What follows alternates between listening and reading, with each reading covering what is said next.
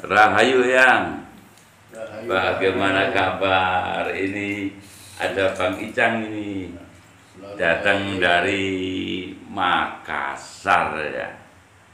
Iya, ingin ikut nimbrung lagi sebagai murid yang wildo juga, Bang Icang. Ini sebetulnya saya selama ini tuh juga ada suatu unek-unek yang Apa itu? pada yang masalah nama yang Wildo Wonopringgo. Ya, maksudnya Wonopringgo itu apa itu ya, Yang? Apa itu? Kan Wonopringgo itu suatu daerah yang ada di Jawa Tengah sana, Yang. Apa ada kaitannya yang dengan silsilah dari apa yang ada di Wonopringgo sana? Kok nama Hayang kok belakangnya ada Wonopringgonya? Ya. Wonopringgo, Iya. kata-kata Wonopringgo itu memang asal kata dari Wonopringgo. Pengambilan nama itu memang nama daerah di Jawa Tengah. Iya. Ya. Dan yang mengambil nama itu juga bukan sembarangan mengambil, karena berkaitan dengan apa? Dan itu pun juga yang mengambil nama Wonopringgo pun juga bukan asal atau kebetulan. Iya. Karena Wonopringgo itu kan ada kaitannya dengan hutan. Wono itu hutan. Oh, hutan ya. Pringgo itu katakanlah bambu. Bambu. Pringgo atau pring. Orang bilang Pringgo itu artinya bambu besar. Jadi kayak hutan bambu besar. Hutan gitu. bambu, berarti arti Wonopringgo itu hutan bambu. Iya. Hutan bambu. Mm-mm. Jadi hutan bambu itu seolah-olah memiliki filsafat yang begitu baik buat Yang, ya. Karena bambu, ya, bambu itu bahasa Jawanya pring, Pring, ya. ya. Dan bambu juga seringkali dipahami oleh orang Jawa sebagai hutan, di mana tempatnya kerajaan dari Ratu Laut Kidul. Jadi, Kerajaan Ratu Laut Kidul itu kerajaan dari Bunda Ratu Kidul itu adanya di hutan bambu. iya. Bahkan Dewi Kuan Yin pun juga sering Dikaitkan dengan bambu. dipahami dengan hutan bambu. Hutan bambu, iya. Sampai-sampai ya hutan bambu gitu kan. Dan bukan sekedar itu, pengertian bambu bagi Hyang, pohon bambu itu adalah pohon yang menggambarkan tentang bagaimana seharusnya kita hidup. Iya. Jadi kalau kita ingin hidup, jadilah seperti pohon bambu. Bukan seperti pohon kayu gitu kan. Iya, yang kayu-kayu besar. Nah, artinya apa? Sekuat apapun pohon-pohon kayu itu, ketika ada badai yang lebih besar dari kekuatan akarnya gitu, maka pohon itu bisa tumbang atau patah. Iya, betul. Ya. Tapi kalau bambu kan berakar serabut ya, Yang ya. Kalau pohon bambu ketika ada badai yang keras, maka bambu menghadapi badai-badai tadi hanya dengan berjoget. Iya, cuma bergoyang tertiup Hanya dengan bergoyang. angin ke kanan dan ke kiri gitu. Artinya dalam hidup ini kita jangan kaku-kaku. Iya. Orang yang kaku akan mudah ditumbangkan. Ya. Hidup itu harus fleksibel, elastis. Kalau kita bisa hidup fleksibel, elastis, maka kita akan terus berjaya. Artinya fleksibel elastis itu kita tidak menentang arus. Sebagaimana bambu ketika anginnya ke selatan, ia pun mengikuti gerak angin tadi. Iya, betul. Ya kan? Tanpa bertahan, mengikuti. Bukan melawan atau berdiam diri. Iya. Mengikuti. Begitu dia arah angin berubah, dia ikut lagi. Jadi kehidupan tuh harus seperti bambu, elastis, fleksibel. Iya. Sebagaimana kehidupan pada tingkat seluler pun seperti semacam itu. Kalau sel-sel itu ingin tetap bertahan dalam hidupnya, maka dia harus mampu mengikuti keadaan, menyelaraskan diri dengan keadaan. Iya. Itu betul. filsafat bambu itu di sana. Ya, kenapa yang memilih Weldo Wonopringgo? Weldo Wonopringgo. Iya. Karena nama asli yang itu bukan Wonopringgo. Wonopringgo itu hanya diambil, ya, agar lebih pantas. Itu nama apa? Nama artisian, nama seni. Nama seni. Ya. Ada tambahan Wonopringgo. Wonopringgo. Ya. Iya. Nah, itu nama seni, nama artis. Tapi yang sendiri itu juga ada nggak silsilah dari mungkin nenek moyang di sana? Oh, kalau dalam artian silsilah, dalam artian sebagai apa? Nah, kalau itu kebetulan orang yang kebetulan ada di Wonopringgo itu ada apa istilahnya gini. Yang itu ini ceritanya sebetulnya belum ke sana, biar tuntas dulu. Iya, gimana enak. Jadi gini ya. Seperti tadi bambu yang namanya pring. Iya. Nah, pring ini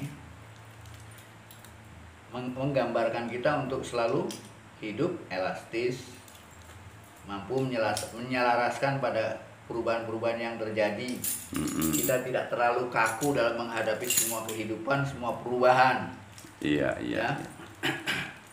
Kemudian bambu atau pring itu kan masih dalam bahasa yang agak kasar. Nah, bahasa halusnya bambu apa atau pring? Kalau dalam bahasa Jawa kan ada bahasa halusnya itu. Iya. Pringgo. Pringgo itu tadi. Bukan. Halusnya bahasa apa? Bahasa halusnya pring itu apa? Ada yang juga yang mengatakan ampel ya. Ampel. Yang tahu halusnya bambu, bahasa halusnya bambu adalah deling. Deling. Ya. Deling. Iya. Itu. Nah, deling ini bagus sekali kata-kata deling itu. Jadi deling itu merupakan pegangan utama kita dalam hidup ini. Jadi kita modalnya hanya deling. Nah, deling itu artinya kendelan, eling. Iya. Ya kan? Kendelan, eling. Jadi kedua sifat ini harus ada bersama. Kendelan, Eling. Iya. Kalau orang hanya kendel saja tapi gak eling, ya, preman ini. Kendel maling, kendel nyolong, kendel korupsi. Iya kan? Iya, betul. Iya kan? Iya. Pokoknya kendel tanpa eling akhirnya kejahatan. Timbulnya kejahatan. Iya. Begitu pula eling tanpa kendel. Yo, isoe cuma eling, ono wong sing berbuat elek, isone cuma eling toh. Gak iso ngelingno. Iya, betul. Bagaimana ngelingno sampai orang itu bisa tidak melakukan yang buruk? Nah, kan dibutuhkan kekendelan. Iya. Ya, dibutuhkan keberanian agar kita mampu mengingatkan orang, mengingatkan siapapun juga. Ya. Artinya kita kendel lan eling. eling tok tapi gak kendel, ya percuma. Iya. Ketika ada sesuatu yang buruk, kita tidak berani mengingatkannya. Iya, iya. Kita membiarkan semua kebiadaban terjadi tanpa ada keberanian untuk mengingatkan. Nah, Iya, betul. ya kan? Akeh wong eling, tapi Iya. gak punya keberanian untuk mengingatkan. mengilingkan, ya. Iya kan? Betul Iya, kan? Betul, betul. Jadi kendelan eling itu penting sekali. Harus selaras ini. Nah, Kendel dan elingnya ini. nah disitulah kenapa yang sampai mengambil Wonopringgo. Kebetulan istilah Wonopringgo, Wono itu artinya alas. Alas. Jadi Hutan. yang bayangkan, yang umpamakan kehidupan ini seperti hutan. Dalam hutan itu hukum yang ada, siapa yang menang dia, siapa yang besar pasti Menang. Iya. Ya kan? Kan gitu hukum hutan. Iya. Hukum apa? Hukum hutan belantara kan seperti itu. Siapa yang besar, siapa yang kuat, dia pasti berkuasa. Iya. Nah, untuk menghadapi kondisi alam kehidupan yang seperti ini, kekuatan itu bisa kita tunjukkan bukan hanya di wilayah tenaga, bukan hanya di wilayah ragawi. Iya, iya. Jadi kekuatan itu harus kita tunjukkan sampai ke wilayah kecerdasan. Kecerdasan yang tertinggi bukan hanya intelektual, emosional, tapi sampai ke tingkat kecerdasan spiritual. Spiritual. Iya. Jadi dalam menghadapi kehidupan ini, karena kita hidup di hutan, di hutan manusia, Iya. ya, di hutan kota, ya. Iya, hutan Nah, kota. Iya, ya, betul, betul. Di hutan kota ini juga banyak mereka hidup seperti binatang yang saling berebut rezeki, ya. Berebut Nah, kekuasaan. bagaimana kita menghadapi kehidupan di hutan ini? Iya. Dibutuhkan adanya kecerdasan, Iya. bukan hanya mengandalkan kekuatan tubuh. Iya, iya, iya. Itu kenapa yang akhirnya mengambil kata-kata Wonopringgo. Jadi dalam hidup di dalam hutan, maka kita dibutuhkan ilmunya pring. Ya, Ilmunya pring atau bambu. Iya, yaitu elastis, selalu mampu menyelaraskan diri, Iya. kendelan, Eling. Iya. itu kalau kita Iya. Dalam bahasa Indonesia berani dan waspada. berani dan waspada. Iya. Itu kalau, dan kebetulan Mm-mm. nama ini juga menggunakan kata-kata Wonopringgo. Jadi disesuaikan dengan nama yang Weldo. Jadi Iya. ada WW. WW. Ya? Iya, iya, betul, betul. WW itu kalau ditulis ditulis kaligrafi itu jadinya kayak apa itu kalau WW? WW. Oke, nggak usah dikebak. Iya, iya, oke. Iya. Nah, kemudian, kalau berkaitan dengan daerah, kebetulan itu memang berkaitan dengan daerah, di mana yang hidup bersama mbah angkat, atau dengan kata lain ayah angkat. Ayah angkat. Jadi yang itu punya ayah angkat, orang dari Wonopringgo. Ya. Iya, iya. Itu ayah angkat Hyang. Tapi jadi ayah dalam pengertian darah ya enggak sedarah. Enggak saudara. Tapi dalam pengertian spiritualitas dia boleh dibilang ayah spiritual Hyang. Ayah Bapak spiritual, iya. Ya. Sekalipun beliau tidak pernah mengajarkan ilmu apapun kepada Hyang. Beliau, ayah angkat Hyang ini juga seorang guru yang banyak diikuti oleh murid-muridnya di daerah Wonopringgo. Iya. Dan sangat dihormati. Tapi Hyang sama sekali tidak pernah diajari oleh beliau dengan pengajaran apa-apa. Yang hanya dibiarkan tumbuh apa adanya. Tumbuh apa adanya. Mungkin beliaunya juga sudah tahu ada sesuatu dalam diri Hyang mungkin. Mungkin seperti itu. Kalau Hyang seringkali mereka dengan komunitasnya kadang-kadang melakukan ritual tertentu. Dan seringkali ritual itu seperti ditujukan kepada Hyang gitu. Yang pada saat itu Hyang masih kecil dan tidak tahu apa-apa. Tapi paling tidak Hyang mendengar sedikit-sedikit gitu. Iya. Ya. Jadi tapi rahasia itu sampai sekarang tetap tidak tahu Hyang, karena keburu mereka tidak ada. Hyang belum pernah menanyakan kenapa begitu. Belum sempat bertanya ya. Iya. Nah, jadi Hyang mulai dari kecil memang tidak ikut pada orang tua sendiri. Iya. Kebetulan orang tua Hyang itu ABRI, katakanlah angkatan bersenjata, angkatan darat, yang anaknya banyak. Ya, anaknya banyak, anaknya 17 orang.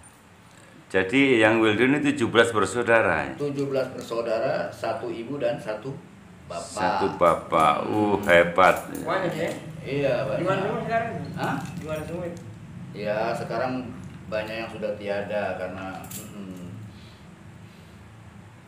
Nah, kemudian jadi ada 3 orang anak yang ikut sama mbahnya. Nah, orang Wonopringgo ini sebetulnya dia suami dari mbah wedoknya Hyang. Suami dari Mbah Mbah Hyang tuh Putri, punya iya. Mbah Putri. Iya. Nikah lagi dengan Yang Mbak angkat tadi itu. Mbah angkat tadi. Iya. Jadi sehingga Hyang mungkin pernah di wilayah itu sekitar 3 tahunan. 3 tahunan di wilayah Wonopringgo dengan itu ya. Mbah itu. Ya. Jadi di sana Hyang juga banyak. Nah, justru Hyang di sana itu banyak belajar. Karena Hyang melihat terjadinya perbedaan keyakinan manusia di daerah ini sangat kentara. Iya. Boleh kalau dibilang keras tidak, tapi kelihatan banget. Pada saat itu Hyang hanya melihat perbedaan antara dulu tuh paling kelihatan tuh adalah perbedaan antara Muhammadiyah, NU, kemudian ada Islam Abangan dan Islam Putian. Nah itu yang membuat Hyang juga kenapa mereka kok seringkali bertengkar dalam masalah-masalah seperti ini. Itu justru yang membuat Hyang mulai saat itu menjadi tertarik untuk mengetahui sebetulnya yang membuat orang-orang punya perbedaan keyakinan dan di dalam masalah agama dan Tuhan itu apa? Apakah berasal dari agamanya atau memang pengembangan dari cara berpikirnya? Ya. Banyak di antara mereka berbeda agama karena memang agamanya berbeda. Ya. Tapi juga ada orang yang agamanya sama tapi juga berbeda dalam cara berpikirnya. Entah itu ya, agamanya sama tapi firqahnya beda. Kadang-kadang ada di dalam satu firqah tapi mazhabnya juga berbeda mazhab. Ada di dalam firqah yang sama bisa beda manhaj. Banyak sekali perbedaan-perbedaan kotak-kotak yang semakin kecil yang membuat Hyang yang masih kecil saat itu tertarik untuk mengetahui lebih jauh tentang mengapa agama itu berbeda dan kenapa keyakinan manusia antara manusia yang satu dengan yang lain berbeda. Bahkan dalam satu agama pun punya keyakinan yang berbeda. Iya, betul. Punya pemahaman yang berbeda. Iya. Mereka bertengkar, saling mengolok, saling menyesatkan, saling merasa dirinya paling benar. Dan saat itu Hyang Wildo yang masih kecil, sudah prihatin, sudah tertarik untuk mengetahui lebih jauh apa yang membuat umat ini berbeda keyakinan, berbeda pemahaman, berbeda pandangan. Dan berawal dari sanalah sehingga Hyang seolah-olah digiring ke arah seperti yang sekarang ini. Dan kemudian Hyang ini orang yang boleh dibilang ini Hyang ini seorang pemberontak. Ya. Dari mulai masa itu Hyang tuh paling nggak suka didoktrin. Nggak suka, yang tuh ingin bebas, yang tuh ingin jadi diri sendiri. Apa yang dikatakan jelek pada saat itu, yang ingin tahu di mana kejelekannya.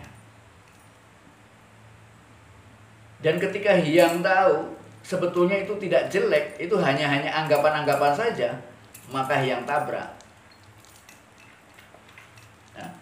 Untuk membuktikan bahwa yang disebut baik buruk itu hanya anggapan, tidak memiliki dasar, maka Hyang tabrak.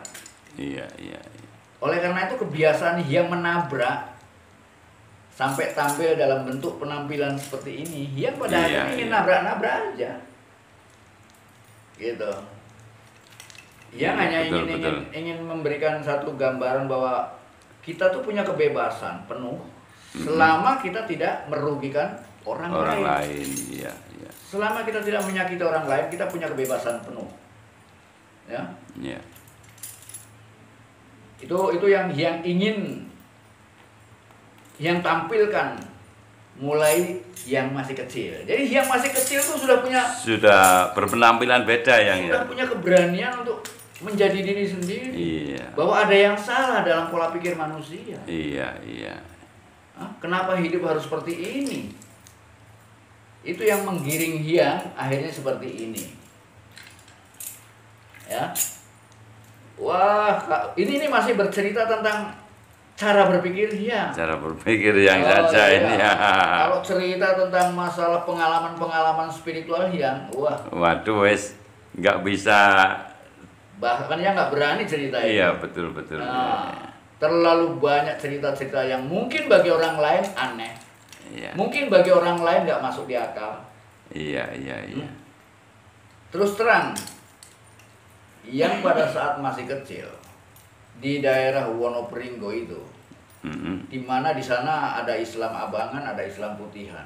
Orang-orang Islam Abangan tuh cara mereka beragama itu masih menjalankan laku-laku tradisional. Misalnya kalau mereka menanam, mereka harus ngasih sesaji. Mengasih sesaji. Kalau mereka punya duwe gawe, punya hajatan. Istilahnya hajatan. Kalau mereka punya hajatan, seringkali setiap jembatan dikasih sesaji, sumur dikasih sesaji, sawah dikasih sesaji, sungai-sungai dikasih sesaji, sajen kalau istilahnya. Sajen. Dan itu yang memberi masih orang-orang Islam. Makanya mereka disebut Islam Abangan karena nggak ngikutin syariat Islam. Dan kebetulan Hyang tuh ada di keluarga Abangan. Tapi itu yang membuat Hyang menarik. Dan Hyang pada waktu kecil, ini juga perlu diketahui, Hyang adalah orang yang sangat logis, kritis, dan sangat rasional. Sampai-sampai Hyang tuh nggak percaya dengan hal-hal yang gaib. Sampai-sampai di daerah Wonopringgo itu ada tempat-tempat angker, bahkan kalau orang bikin sajen itu sering Hyang begitu yang nyajeni sudah pergi, yang makan itu telurnya yang makan semua. Itu ada sate, telur, ada kopinya, minum masih hangat semuanya yang minum. Tempat-tempat angker itu yang kadang-kadang yang obrak-abrik. Ya apa, ada tempat angker yang sifatnya kayak sumur yang buat mandi. Sampai-sampai orang-orang sana nakut-nakutin dia. Awas kamu nanti tidur, kamu akan diparani, akan didatangi gitu. Sampai-sampai Hyang tuh nggak berani tidur semalam. Karena nggak beraninya takut waktu tidur dia datang. Wah. Yang ingin dia tidur, Hyang bangun gitu loh. Gitu. Nah, gitu. Tapi nyatanya begitu bangun ya nggak. Ya nggak ada yang datang. Nggak ada yang datang. Tapi yang sangat rasional ini, begitu mengalami sesuatu yang irasional, sesuatu yang katakanlah sangat metafisik, mungkin sekali dua kali yang masih mengabaikannya. Mungkin hanya sekedar apa? Itu hanya ilusi. Itu hanya halusinasi dan lain sebagainya. Tapi kalau kejadian itu berulang, ya, bahkan kejadian-kejadian itu seringkali terjadi tanpa keinginan. Jadi tidak ada kaitannya sama sekali dengan keinginan dan pikiran kita. Ya lama-kelamaan yang harus bikin semacam ukuran-ukuran bahwa kejadian-kejadian ini berasal dari mana? Dari pikiran Hyang, dari keadaan lingkungan, atau dari keadaan itu sendiri, di mana dia ingin mengajak Hyang untuk berpikir lebih jauh, untuk menanggapi kejadian-kejadian metafisik yang terjadi di hadapan Hyang. Akhirnya yang terjun juga ya. Dan itu nggak cepat. Mungkin Hyang butuh bertahun-tahun untuk meyakini kalau ada alam lain, alam yang tidak nampak di mata gitu. Tapi bagi orang-orang tertentu, alam itu ada, nampak, dan bukan karena pikiran kita, bukan karena halusinasi, bukan karena kita sakit. Gitu. Nah, cuma hal-hal yang semacam ini jelas dibutuhkan ilmu. Ilmu apa? Bukan ilmu bagi orang-orang yang sudah masuk ke wilayah itu, nggak butuh ilmu lagi. Ya, bagi Hyang tuh nggak butuh ilmu untuk masuk ke wilayah itu. Yang membutuhkan ilmu adalah ilmu bagaimana menjelaskan hal-hal yang metafisik ini kepada orang-orang yang hanya percaya kepada yang nampak saja. Begitu kan? Jadi ilmu yang ingin dapatkan adalah bagaimana caranya menjelaskan pada mereka yang buta, untuk menjelaskan ada alam lain yang tidak nampak di mata. Menjelaskan sama orang-orang yang buta, yang tidak mampu melihat alam ini, jelas butuh ilmu sendiri, butuh disiplin sendiri untuk menjelaskan itu kan. Karena orang-orang yang buta matanya seperti ini kadang-kadang tutup mata, nggak mau dengarkan gitu. Betul. Harusnya kita siap terbuka untuk mendengarkan orang-orang yang punya pengalaman dan pengetahuan lebih dari biasanya. Iya kan? Betul. Tapi mereka seolah-olah itu halu, itu nggak masuk akal. Nah ini orang-orang yang sudah membatasi diri.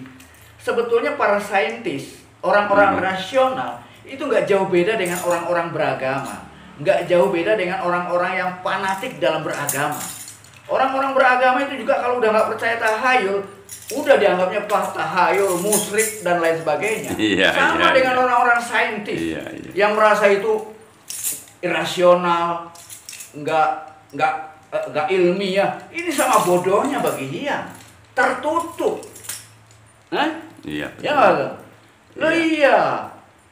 Kalau mereka membatasi diri tentang pengetahuan ini, harusnya kan belajar sama orang-orang yang punya kemampuan lebih. Ada apa? Jangan main mengatakan itu halu, itu ilusi, itu tahayul. Ya memang ada yang tahayul, tapi kan kita bisa bedakan. Bahkan orang-orang saintis juga banyak yang berhalusinasi. Yang beranggapan dengan adanya multi